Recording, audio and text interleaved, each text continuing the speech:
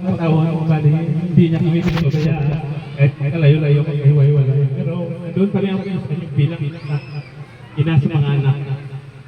So, hindi ko na pagkatagalin. Ken, sorry. Salamat po sa inyong lahat sa mga kapatid, sa pamilya, lahat. Alam ko, sa pamilya, hindi naman kami makikilala sa mga next generation, pero na-appreciate ko yung time niyo palagi, especially sa karoon ng notification dito.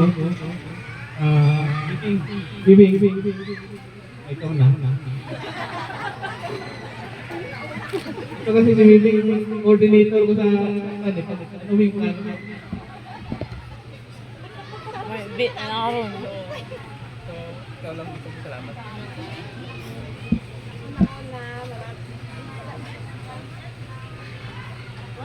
Maraming salamat sa Panginoon.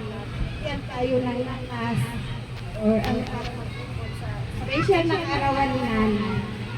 So, salamat sa nagtulong sa akin sa kasita. Alas-alas pa lang nandoon na. Maraming salamat sa inyo ha. Alam ko kung gaano kayo kapagod. Sa lahat ng kasita, kamag-anak. Yan yung kasita namin ha. Maraming salamat sa oras nyo kahit ganun man kalayo. Nandito kayo ngayon para mag-support ni Nanay.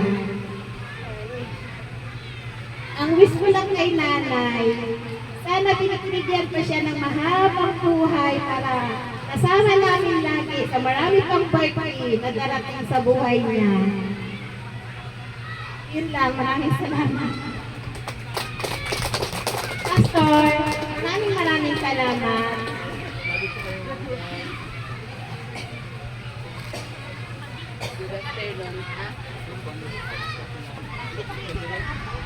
Magandang hapon po sa lahat.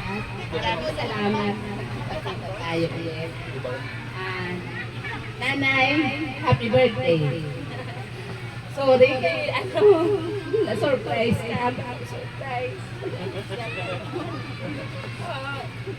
Sabi ko, hindi ako pupunta. Pero, God is good. Nag-provide ko siya para kadalhin yung mga gastusin at sa ate at kuya ko. Mabuti na lang puso ako. Iwas gastusin. Maraming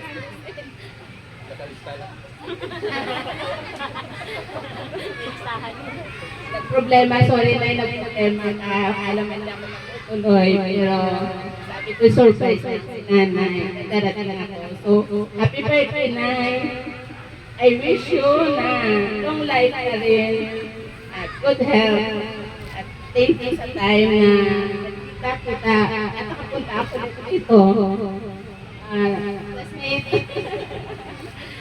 Thank you. Happy birthday, Nay. We love you, Nanay. Ayan.